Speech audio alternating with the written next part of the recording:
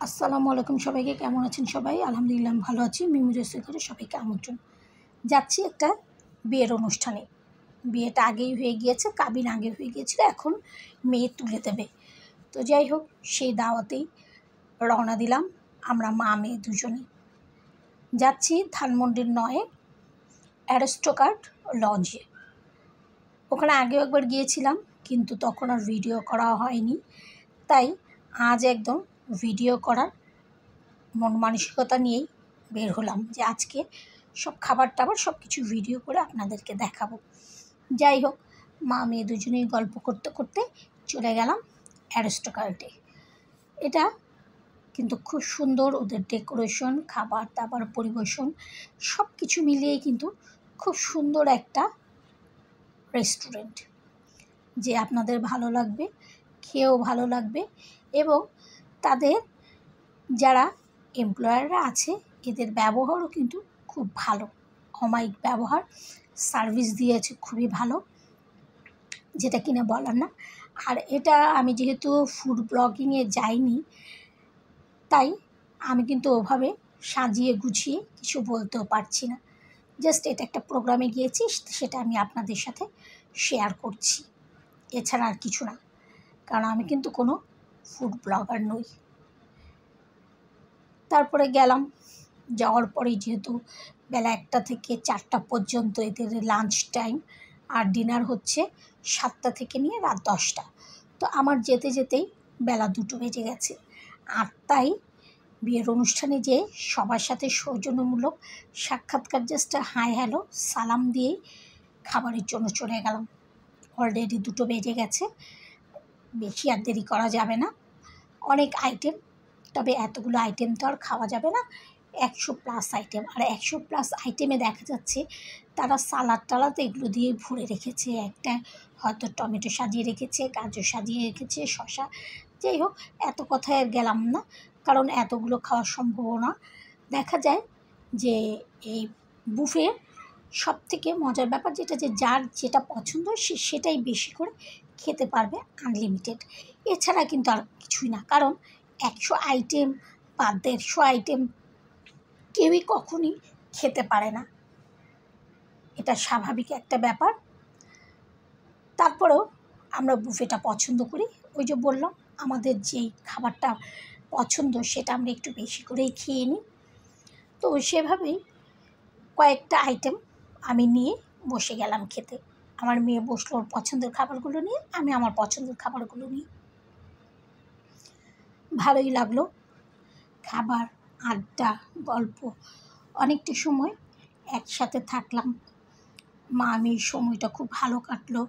তারপর যারা অন্যান্য গেস্ট এসছেন ওনাদের সবার মেকআপ, গেটআপ, পোশাক আশাক সবই দেখলাম। এই যে লেবুগুলো কেটে একটা ডিশে রেখে দিয়েছে, এটাও একটা আইটেম বেড়ে গেল।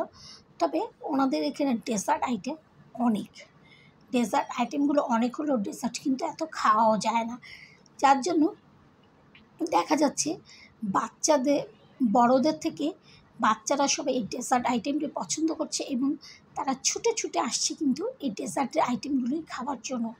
বিভিন্ন ধরনের কেক আছে, ফিরনি, পায়েস, সিমাই, মানে একটা রেখে আরেকটা কোনো বাদ যাচ্ছে না, যার জন্য বাচ্চারা এটা বেশি পছন্দ করছে। আর আমি কিন্তু এগুলো কিছুই খেতে পারিনি, জাস্ট শুধু কয়েকটা কেক পিস নিয়েছি, সেগুলোই খেয়েছি। শাহি টুকরা, ফিরনি, পায়েস এগুলো কিছুই আমার খাওয়া হয়নি। যতটুকু দরকার ঠিক ততটুকু খেয়েছি, এক ফোঁটা খাবারও নষ্ট করিনি। বুফেতে দেখা যায় যে বেশিরভাগই মানুষ করে কি, তারা এক গাদা খাবার প্লেটে নিয়ে নেয়, নেওয়ার পরে তারা আর খেতে পারে না, তখন খাবারগুলো নষ্ট হয়। তাই সবাইকেই বলবো, এবং আমিও যেটা মেনে চলি, অল্প খাবার নিন, যেটা আপনার পছন্দ সেটা আপনি আগে একটু নিয়ে দেখুন, যদি খাবারটা ভালো লাগে আবার নিয়ে যান, কিন্তু বেশি নিয়ে নষ্ট করে না। এই যে এখানে এতগুলো ডেজার্ট সাজানো, আমি কিন্তু এগুলো কিছুই খাইনি, এই বার্ন টার্ন এগুলো কিছুই আমি নিইনি। আমি খুব অল্প পরিমাণে খাবার নিয়েছি, যতটুকু আমি খেতে পারবো।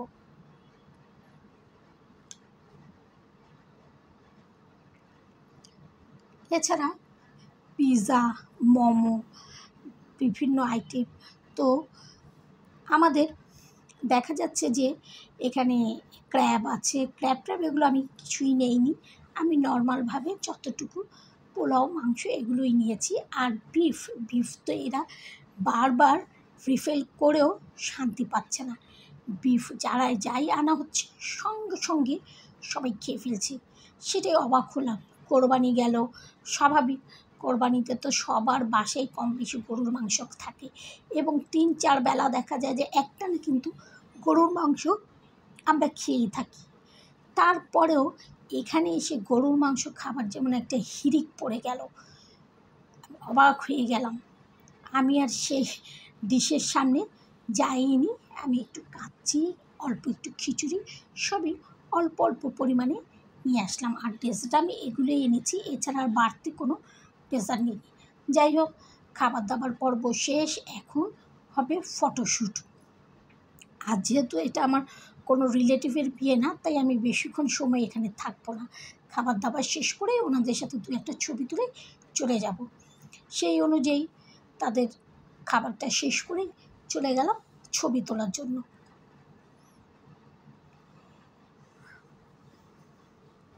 আর বিয়ের অনুষ্ঠান মানে হচ্ছে বউ এবং বর এদের সাথে ছবি বাধ্যতামূলক, তা না হলে মনেই হবে না যে বিয়ে বাড়িতে এসেছি। আর যেহেতু বিয়েটা আগেই হয়ে গিয়েছিল, আজকে বউ তুলে দেয়া, তাই বউ নির্বিঘ্নে বউ দুজনে হেঁটে হেঁটে বেড়াচ্ছে, গল্প করছে, এর সাথে ওর সাথে গল্প গুজব করছে। তাদের জন্য যে স্টেজ সাজানো হয়েছে সেখানে পাওয়াই যাচ্ছে না। আমি যখন এসে পড়বো তখন দেখলাম বর বউ স্টেজে গিয়ে বসেছে, তারপর ওদের সাথে যে ছবি তুললাম। এর মধ্যে আবার একটু কফিও খেয়ে নিলাম। মা মেয়ে কফি খেয়ে ছবি টবি তুললাম, কারণ জায়গাটা খুবই সুন্দর, তাদের ডেকোরেশনগুলো খুবই সুন্দর, ছবি তুলে আরাম পাওয়া যাবে। তারপর বর বউর সাথে ছবি তুললাম, বউয়ের মায়ের সাথে ছবি তুললাম, তুলে আমরাও মা মেয়ে কয়েকটা ছবি তুলে ব্যাস আলবিদা। বাসার পথে রওনা হয়ে গেলাম, কারণ হচ্ছে বউ বিদায় হওয়া পর্যন্ত থাকতে গেলে দেখা যাবে আমার সন্ধে হয়ে যাবে, আর এতটা সময় আমি একটানা বাইরে থাকতে পারবো না। তাই বউ বিদায়ের আর চিন্তা ভাবনা না করেই ব্যাস ছবি টবি তুলে খাওয়া দাওয়া শেষ করে বাসার পথে রওনা হলাম। আর হ্যাঁ, ওনাদের এখানে কিন্তু লাঞ্চের জন্য 900 টাকা আর ডিনারের জন্য হচ্ছে 1000 টাকা। তবে একটা বিষয়, যেটা তাদের এখানে লাঞ্চের জন্য কিন্তু পার পারসন 900 টাকা আর ডিনারের জন্য 1000 টাকা। এটা কিন্তু সবাইকে মনে রেখে তারপরেই আসতে হবে। তবে খাবারগুলো ভালো, আর আপনি 100 আইটেম কখনোই একা খেতে পারবেন না, সেটাও মাথায় রাখতে হবে। আর আমি কিন্তু আগেও বলেছি আমি ফুড ব্লগিং করি না, যার জন্য আমার ভিডিওটা হয়তো একটু এলোমেলো টাইপের হতে পারে, আমার কথাবার্তাগুলো হয়তো এলোমেলো হয়ে যেতে পারে, গুছিয়ে বলতে পারিনি। যাই হোক, সেটা আপনারা আশা করি ক্ষমা সুন্দর দৃষ্টিতে দেখবেন। আর আমার এই ভিডিওটা যদি ভালো লেগে থাকে তাহলে অবশ্যই একটা লাইক, কমেন্ট, শেয়ার দিয়ে নেবেন। দিনটা ভালো কাটলো, আশা করি আপনাদেরও সবার দিনগুলো ভালো কাটুক। আজ এ পর্যন্তই, আল্লাহ হাফেজ।